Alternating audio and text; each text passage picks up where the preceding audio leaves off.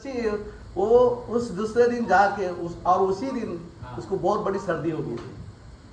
तो मैं बोला चलो ट्राई, इतना बचपन से उसको कुछ ना कुछ खिलाते रहा, कभी मोदी केयर, कभी एमवे, कभी हर्बल लाइफ, ये सब खिला खिला के बड़ा किया मैंने उसको।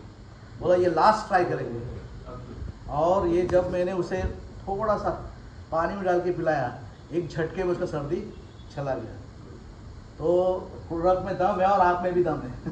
तो थैंक यू।